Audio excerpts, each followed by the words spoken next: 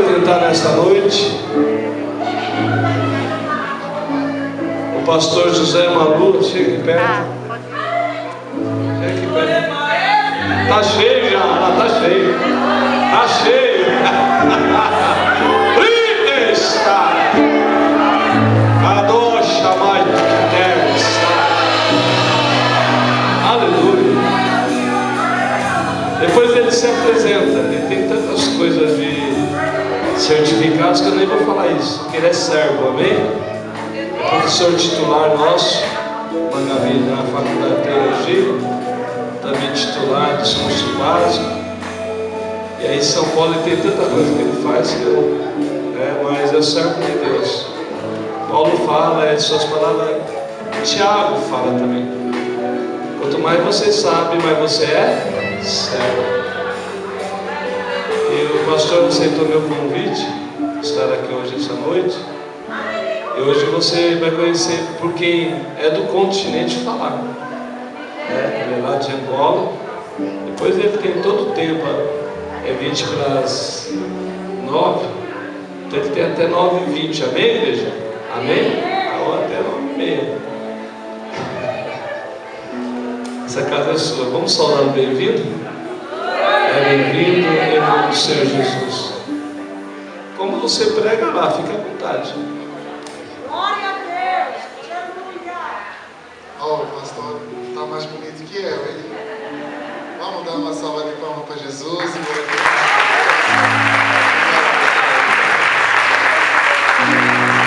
Glória a Deus, glória a Deus, glória a Deus. Na minha terra, eu sou de uma etnia. Em Angola, chamada Quimbundo. E nos nossos cultos das Assembleias de Deus em Angola, há um momento, aquele momento maravilhoso, que a gente percebe a grandeza, o amor, a bondade do nosso Deus. E tem um slogan que na minha língua é chamada Quimbundo. Eu pergunto para a igreja me responde. E a pergunta é: Deus é bom? Vocês vão responder o tempo todo. Mas na minha língua eu vou falar Zambi Ocola, vocês vão responder Ocola. Não é Coca-Cola, pastor. Porque aqui o crente não bebe Coca-Cola. O crente não pode beber Coca-Cola. Então quando eu perguntar Zambi Ocola, vocês vão responder Ocola. Ocola. Zambi é Deus. Ocola não é bom apenas, é além do bom, é muito bom. Então você que tem experimentado a graça de Deus na sua vida, você é convidado a declarar o quanto esse Deus é bom na sua vida. Então eu vou perguntar para você, Zamiocó, vocês vão responder Ocola. Zamiocó? Deleito, vamos começar de novo. Na terceira vez, vocês vão gritar assim: Ocola, Ocola, Ocola. Ou seja, muito bom e muito bom. Amém? Amém. Pelo menos vocês vão aprender alguma coisa da minha língua. Zambi é Deus, Ocola é muito bom. Ocola. Só não pode gritar Coca-Cola, porque aí é complicado. Amém. Zabiocô? Não. A primeira é só Ocola. A segunda, Ocola. A terceira, Ocola, Ocola, Ocola. Amém? Zabiocô? Zabiocô?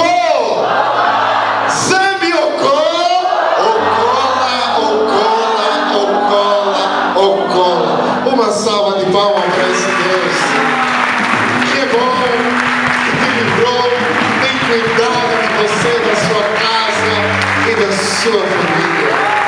Pode tomar o seu assento bem rápido. Eu vou ler o texto com você daqui a pouco. Eu estou muito, mas muito grato por estar aqui hoje com os irmãos. Já me sinto em casa. Se o Pastor Eurico não quiser me acolher, o problema é dele, mas eu já me sinto em casa. Amém? Parece que eu já vim aqui umas 3, 4, 5 vezes. Estou à vontade. O pastor falou, fique à vontade, então eu estou à vontade. Amém? E eu sou muito, mas muito feliz por estar aqui no meio dos irmãos, conhecer outros rostos, outras pessoas que fazem parte desse povo que um dia vão morar na Jerusalém Celestial. E eu sou muito grato pela vida do reverendo Eurico. Eu sou muito grato. Eu, quando conheci esse homem, parece que deu um liga, né? Parecia que eu já conhecia ele faz muitos anos. E a gente se conhece quase 1 ano e meio. Né? O pastor Eurico teve a honra de me convidar, que é para ser um dos professores do curso de teologia lá na regional. E aí, a partir disso a gente fez amizade, conversamos. Eu tenho como um homem de Deus que me acolheu, e eu sou muito grato pela sua vida, pela sua linda família, que hoje eu tive a oportunidade de conhecer uma boa parte da sua família.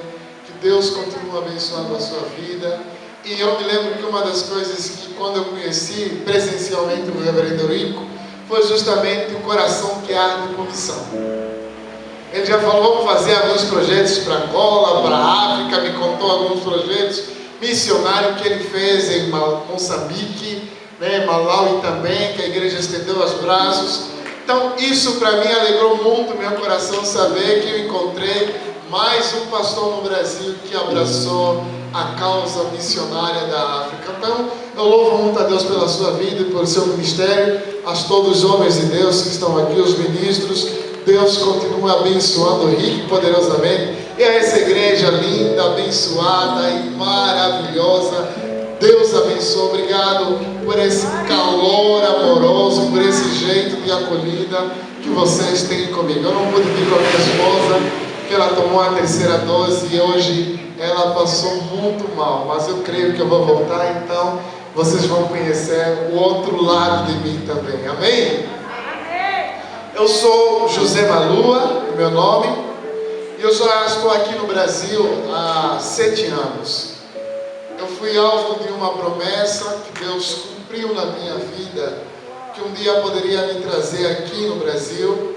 Meus pais queriam que eu fosse engenheiro, mas eu me converti aos 14 anos, eu sempre frequentei a igreja, mas a minha experiência pessoal com Jesus foi aos 14 anos.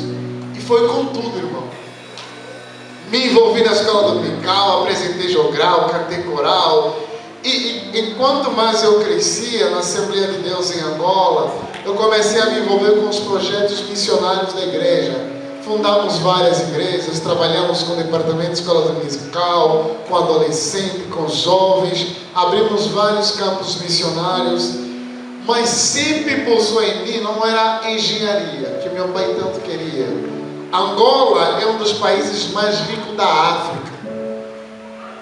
E a maior riqueza de Angola, em termos natural, é petróleo. Todo jovem da minha nação queria ser engenheiro de petróleo. E eu fiz a formação técnica, que meus pais gastaram muito dinheiro, mas quando finalizou a formação técnica, a vocação pastoral bateu muito forte. Eu entrei em crise vocacional, será isso mesmo? E aí eu comecei a entender o chamado de Deus. Não quis mais entrar na faculdade de engenharia, eu disse que eu tinha que fazer teologia para responder à minha vocação pastoral.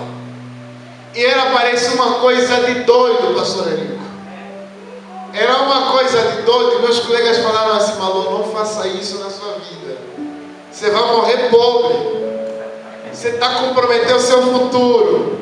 Como você vai poder ajudar a sua família? Porque na África isso é muito sério, a responsabilidade. Mas o chamado falou muito forte. E quando apareceu a bolsa de estudo de vir fazer faculdade teológica no Brasil, eu não tinha nenhum tostão.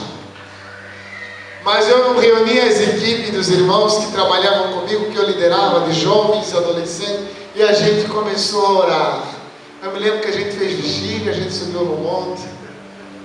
E Deus começou a mobilizar gente que é para abençoar. Eu cheguei no Brasil, só tinha $100. Na altura, em 2014, quanto que era 100 dólares? Eu acho que 100 dólares era 400 e poucos reais ou 300 e poucos reais. Não sabia onde eu poderia morar, mas Deus foi fiel e justo. E Ele cumpriu a sua promessa. Então eu cheguei aqui ao Brasil e comecei a me envolver com vários projetos missionários, pregando em cruzada, na rua, dando aula, dando treinamento para obreiro. E isso tem sido a minha vida aqui no Brasil. Em Angola, para quem não sabe, Angola é um dos 54 países da África. E Angola é país irmão do Brasil. A diferença é que o Oceano Atlântico teve ciúme, não queria nos ver junto, aí separou Angola e o Brasil. Mas como eu amo o Brasil, eu tive que soltar o oceano que é para vir até aqui. Então Angola é um país irmão, é um dos países da África que também fala a língua portuguesa, assim como Moçambique, Guiné-Bissau, Cabo Verde.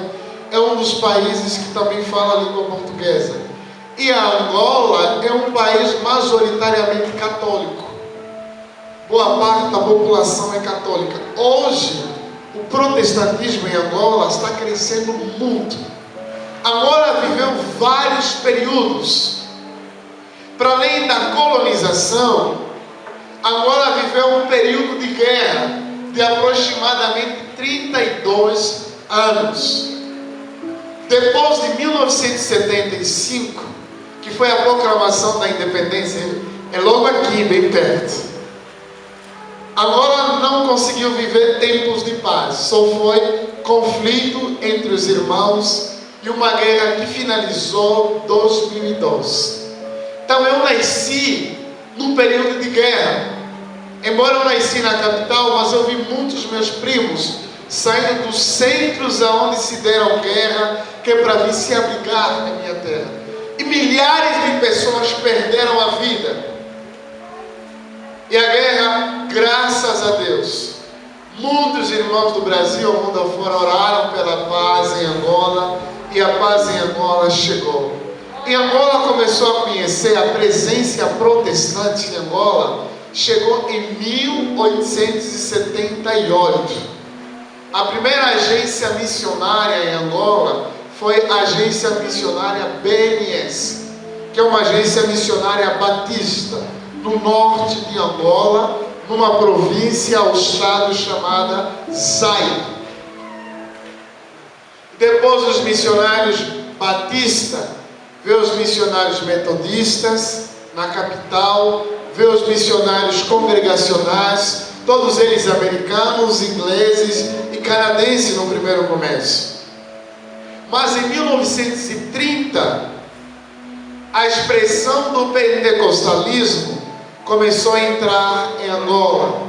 A Assembleia de Deus Pentecostal, ela foi fundada em 1935 pelo missionário inglês chamado Casal Stark, que eles saíram dos Estados Unidos da América, eles foram evangelizar a região sul de Angola.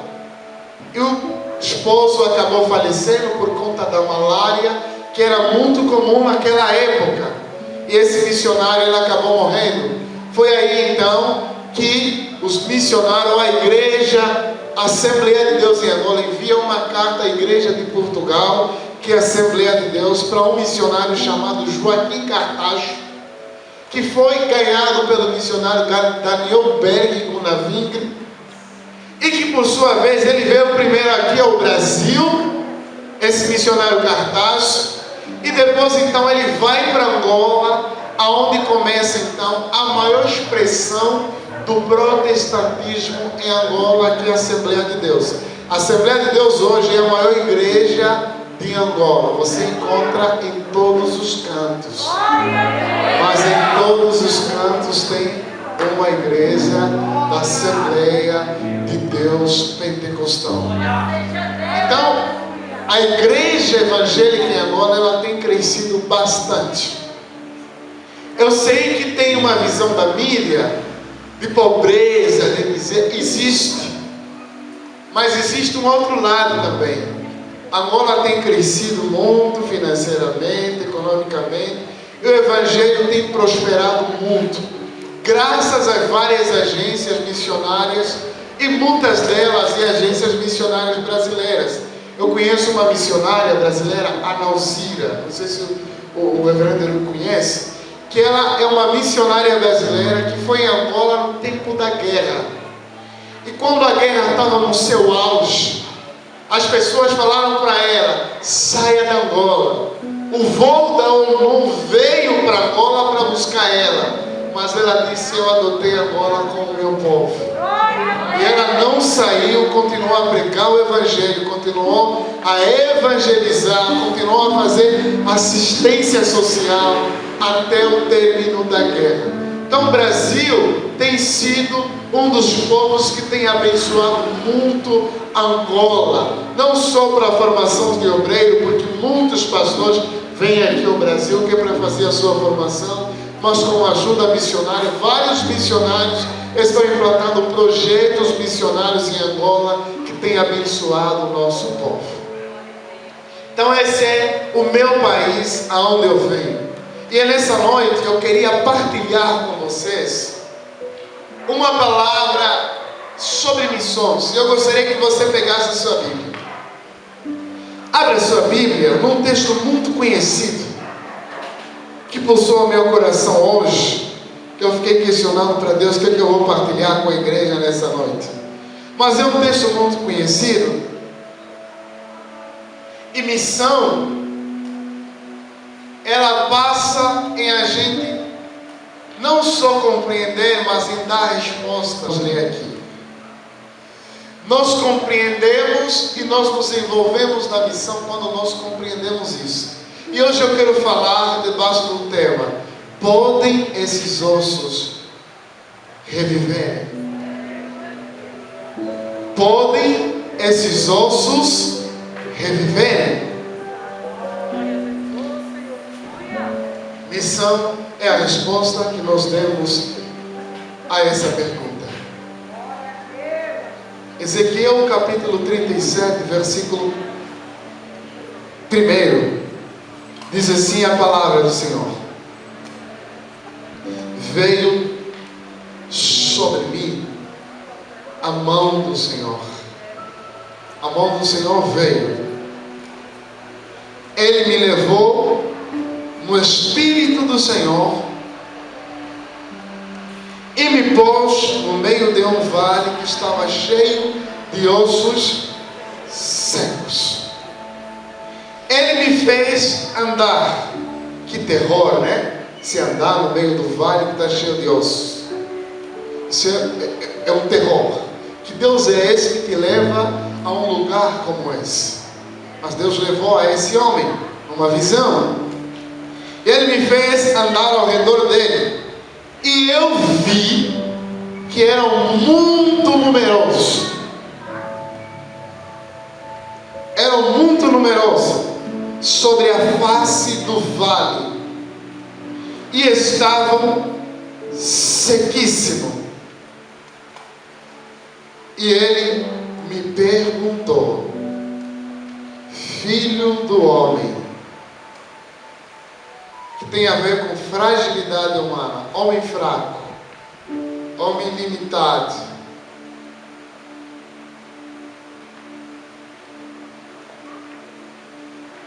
poderão viver esses ossos? Ou poderão tornar a vida a esses ossos? Essa situação que eles estão vivendo, podem ser restaurados? Seria mais fácil Deus Ezequiel perguntar, mas Deus está fazendo a pergunta. Então eu disse: Senhor Deus, Tu sabes. Em outras versões está: ó soberano, Tu sabes. Então ele me disse: profetiza sobre esses ossos e diz-lhes: osso seco, ouve a palavra do Senhor. Assim diz o Senhor a esses ossos: farei entrar sobre vós espíritos e vivereis. Porei nervos sobre vós e farei crescer carne sobre vós. E sobre vós estenderei pele, e porei em vós o espírito e vivereis, e então sabereis que eu sou o Senhor. Então profetizei como ele me deu a ordem. Enquanto eu profetizava, houve um ruído, um barulho, e os ossos se juntaram, cada osso ao seu osso. Palavra do Senhor. Bem, o texto que nós acabamos de ler é um texto que nasce numa circunstância muito caótica, muito difícil para a nação de Judá. Judá não é mais aquela nação gloriosa que Davi e Salomão conseguiram construir. Judá agora é aquela nação que está na miséria, destruída, porque os babilônicos invadiram a cidade de Jerusalém, colocaram fogo nas suas muralhas e destruíram o maior símbolo de Israel, que era o templo de Jerusalém, que era o centro da adoração, que era o centro de unidade para esse povo. E não apenas destruíram os templos, eles destruíram a cidade, e destruíram as casas, queimaram. E não apenas fizeram isso, eles pegaram as figuras mais importantes dessa nação e deportaram para a Babilônia. Rei, súditos, sacerdotes, levitas, os homens mais inteligentes dessa nação e uma boa parte do povo foram então levados na Babilônia, no cativeiro. E no meio desse povo tinha um homem que tinha expectativa de ser sacerdote, que ele nasceu na linhagem de Levi. E ele cresceu sendo instruído para ser sacerdote do templo. E ele poderia exercer o seu ofício no templo quando ele atingisse 30 anos de idade. Então ele cresceu com essa expectativa: quando eu tiver 30 anos de idade, eu vou ser sacerdote.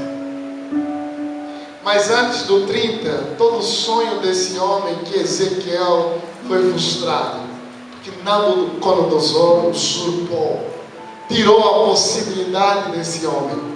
E esse homem agora ele está no meio do povo cativo, abatidos, tristes, sem casa, sem abrigo. E ele começa a questionar aonde estão as promessas de Deus. Então aí que no capítulo 1 de Ezequiel tem essa experiência e chamado profético de Deus para a sua vida. E aqui já quero abrir um parênteses para dizer que o sonho de Deus na nossa vida, aquilo que Deus falou para a nossa vida, vai se cumprir. Não importam as circunstâncias, vai se cumprir. Eu vou pregar, vou ficar descansado se eu agora ficar. Vou pregar. E Deus então, no meio desse povo, ele levanta esse profeta para ser voz de denúncia e anúncio, consolo para esse povo que está no meio do cativeiro. E toda a esperança desse povo morreu.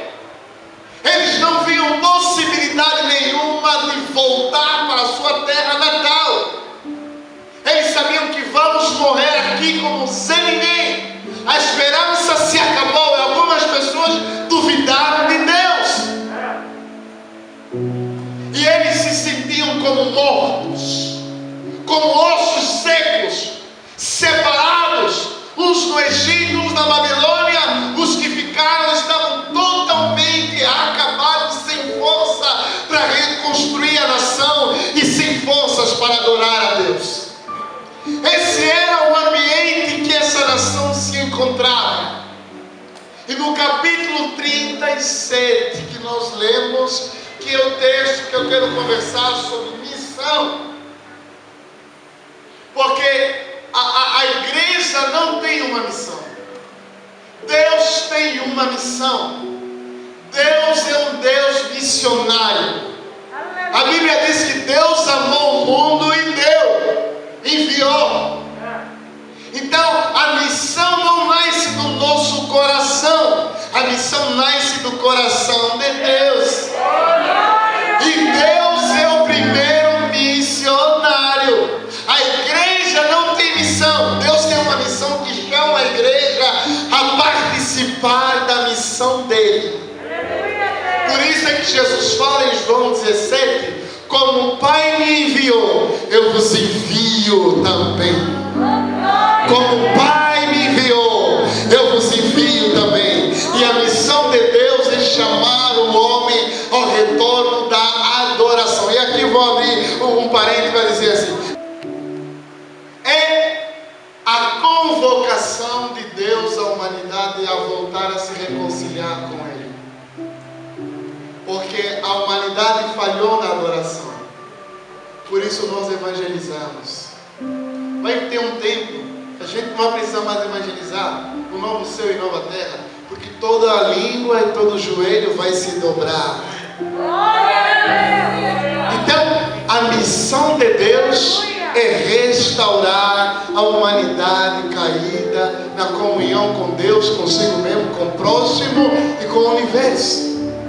E o texto que nós lemos é um texto caótico em que Israel e Judá estão quebrados. E eles não têm mais esperança. Algumas pessoas abandonaram a fé porque não acreditaram mais, porque Deus prometeu da terra de Canaã. Agora os babilônicos vieram e levaram esse povo. Aí Deus, nessa visão que Ezequiel está tendo, ele diz que eu tive uma visão. Diz assim: a mão de Deus veio sobre mim e me conduziu até a um vale. Veio sobre mim a mão do Senhor, e essa mão me conduziu em espírito até um vale. Deixa eu dizer aqui, existem coisas na nossa vida que Deus nos conduz que a gente não espera. Porque o texto diz que Deus levou Ezequiel até a um vale, a um lugar que nem era um lugar de sepultamento, era um céu aberto, um buraco, que as pessoas eram colocadas aí sem dignidade, e isso é assustador. Como Deus vai me levar para esse lugar? Diz: a mão do Senhor me conduziu em lugar que ele não esperava.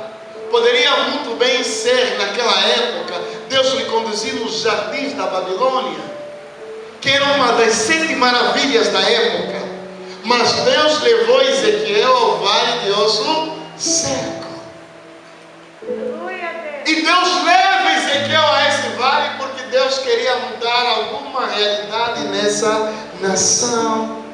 O que eu estou querendo dizer é que existem alguns lugares que Deus está nos levando e a gente não está entendendo, mas é porque Deus está nos levando para mudar a realidade.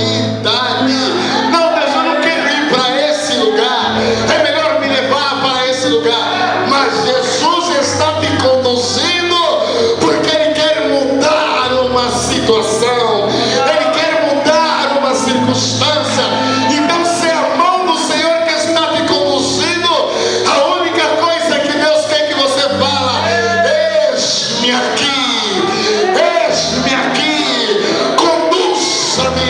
Conduz-me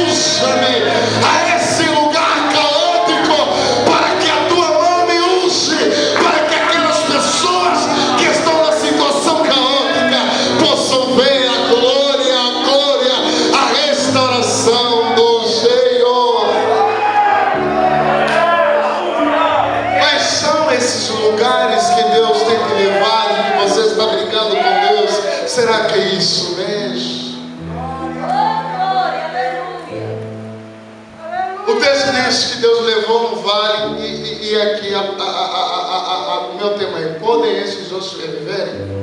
Aqui está o fundamento da missão, é a forma como nós entendemos e percebemos a realidade caótica, como nós respondemos a isso. O texto diz que Deus coloca e ele começa a andar num vale. Ele não anda apenas, ele começa a constatar, a analisar. O texto diz que ele percebeu que eram numerosos. Olha, muito numerosos, eram muitos ossos. Não estavam apenas secos, estavam sequíssimos. E estavam separados. O braço estava ali, a cabeça estava ali. Estavam separados. E era sequíssimo. Porque no primeiro momento ele está seco, mas ele começou a andar mais e analisar, e está sequíssimo. Depois dele encarar a realidade, dele analisar a realidade, aquilo foi desesperador para ele. Porque ele estava lidando com uma realidade que era muito maior que ele. Ele estava lidando com uma realidade que era muito maior que ele. E aí Deus chega e pergunta: podem esses ossos reviverem? Glória a Deus! Duas atitudes de Ezequiel aqui. A primeira postura de Ezequiel é postura de analista. Está vendo a realidade. Qual é a realidade? Os ossos não estão apenas secos, estão sequíssimos. Qual é a realidade? Eles não estão juntos, estão separados, distantes uns dos outros. Qual é a realidade? Não tem tendões, aquilo que liga. Não tem carne, não tem pele que dá beleza, que todo mundo contempla e olha como isso é lindo. É uma realidade caótica. E a missão de Deus tem muito a ver pela forma como nós demos resposta a essa realidade caótica à nossa volta. Qual é a realidade? Então o primeiro estágio de Ezequiel é analista. Ele observa tudo. Ele faz uma análise. Ele constata que a situação era caótica e Deus confronta com uma pergunta. Ou seja, Ezequiel era um realista. Era um realista. Existem alguns problemas na nossa vida, por exemplo, que a gente não quer enxergar, porque é muito dolorido. Quando a gente enxerga, isso gera em nós muita dor, e que a gente sabe que nós não temos força suficiente para lidar com esse problema. Então é melhor fingir que não tem, ou é melhor colocar debaixo do tapete.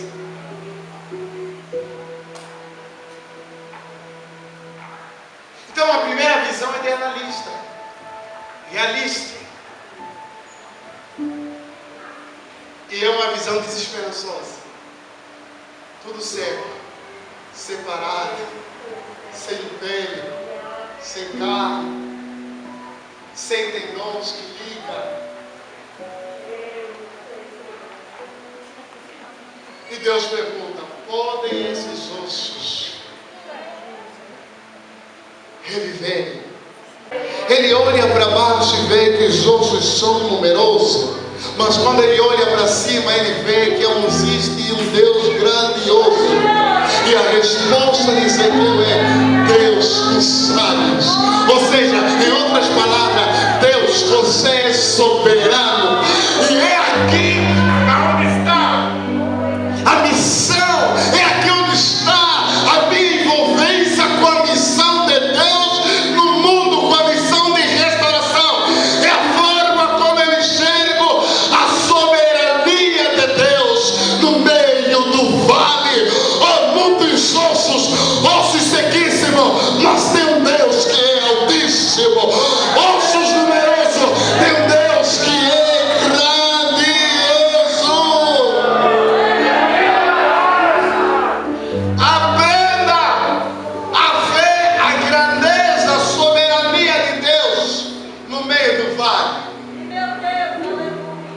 Porque a resposta que Ezequiel deu a Deus, oh Senhor, tu sabes, é outra versão, mas o Senhor é soberano.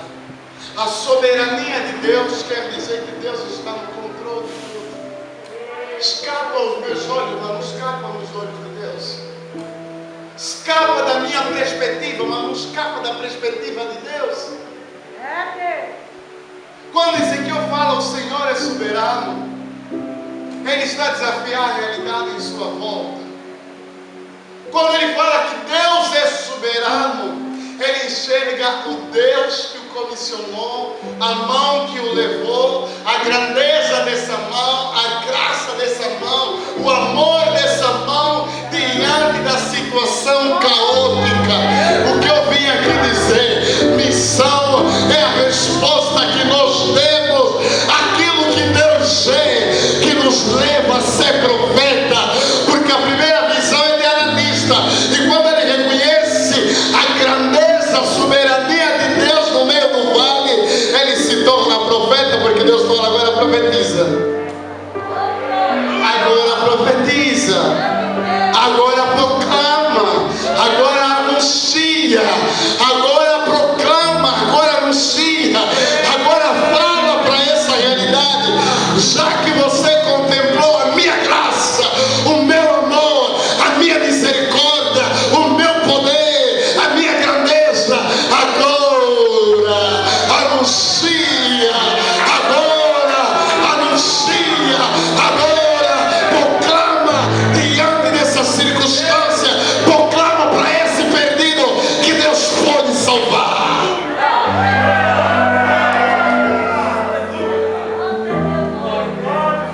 Não é problema, pastor, ser analista. O problema é só quando você fica nisso e não consegue enxergar a grandeza, o amor, a graça, o amor de Deus em meio a tudo que você tem analisado. E a igreja é essa agência do mundo, no mundo, esse sinal no mundo, que diante dos caos que nós temos vivido, ela consegue ver a graça de Deus, o amor de Deus, o poder de Deus. Por isso nós nos envolvemos nesse caos. Por isso nós nos envolvemos nesse caos. Por isso nós falamos: é possível o drogueiro ser convertido, é possível o prostituto ser ganho por Jesus, é possível a situação que eles estão vivendo sendo restaurada.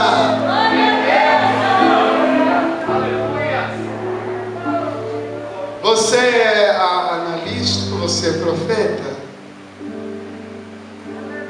Você é analista ou você profetiza? Missão só se faz quando você enxerga isso, porque senão você não vai, que é doideira mesmo.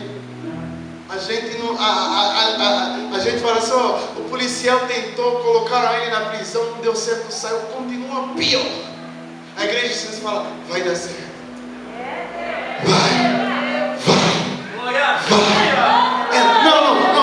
Não, mas ele é um drogueiro, tá difícil, já não estamos juntos. Sim, é verdade que ele é, mas tem uma outra verdade que está acima disso, que é capaz de transformar essa verdade, ou essa realidade, e essa realidade é a graça, é o poder, é a graça, é o amor de Deus que nos constrange, que é capaz de mudar a nossa vida.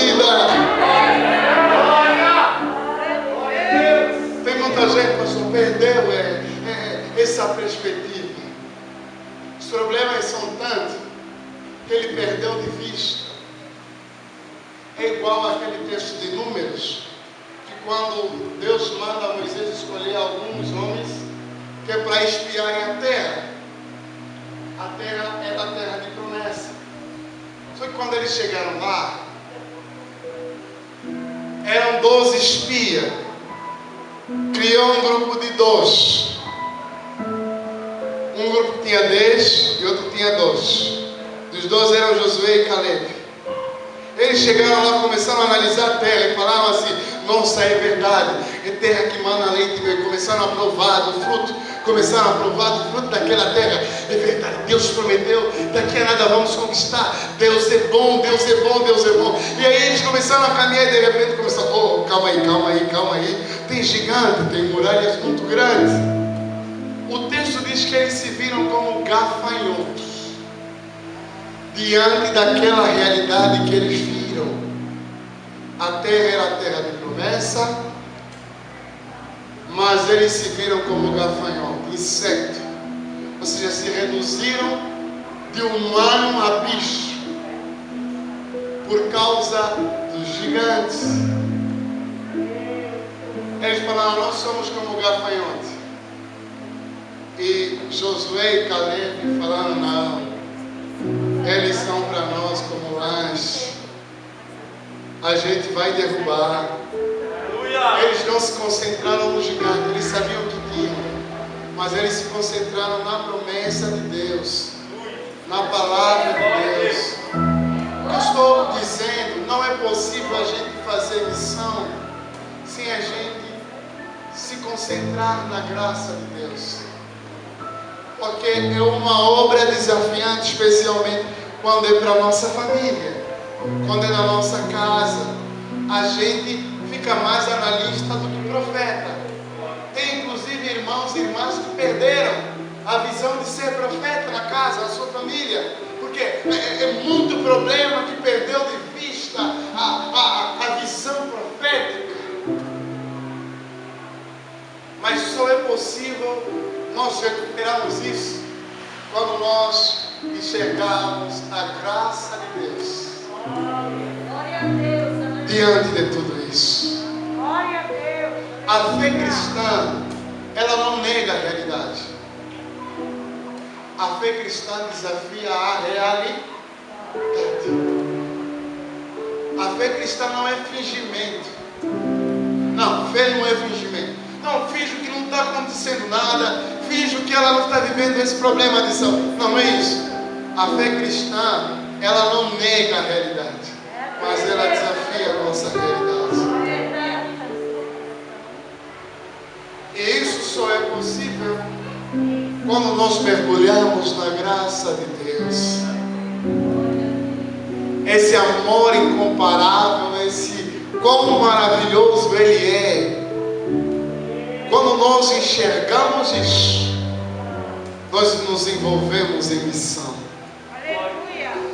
Quando nós enxergamos isso, nós nos envolvemos em missão, quer na África, ou nos países da África, quer no Brasil, nas nossas comunidades. Por quê? Mas não é doida que finge, é doida que viveu a experiência com Deus e acredita que é possível essas vidas tornarem a viver. Glória a Deus. Então vamos lá. Ele responde para Deus: ô Senhor, Tu és soberano. E Deus falou assim para ele: então, se você enxergou a minha soberania, agora profetiza. Esse problema está com Deus. Cheguei, Deus sabe, você resolve. Ok, mas eu quero resolver contigo. Você vai ser o meu profeta. Eu quero cooperar contigo para botar ordem no caos. Eu quero agir contigo para restaurar essas vidas. Eu quero cooperar contigo para agir nesse mundo. Não existe uma glória maior do que participar no projeto de salvação. Aleluia. Gente, participar no projeto de salvação, de reconciliação, é uma glória imensurável. Deus nos deu o privilégio da gente participar no projeto de redenção, que os anjos nem têm, nós temos o privilégio. Foi essa a resposta que Deus deu a Ezequiel. Viu a minha grandeza, a minha soberania? Eu sou soberano, então você profetiza. Aleluia. E o texto diz Para mim finalizar aí no final, o texto diz que enquanto ele profetizava, veio o vento dos quatro cantos, o Espírito começou a juntar cada osso ao seu próprio osso. Vida na sua casa, no seu bairro, que a mão de Deus está te levando para você falar aqui, osso seco, ouve a palavra do Senhor, osso seco, ouve a palavra do Senhor.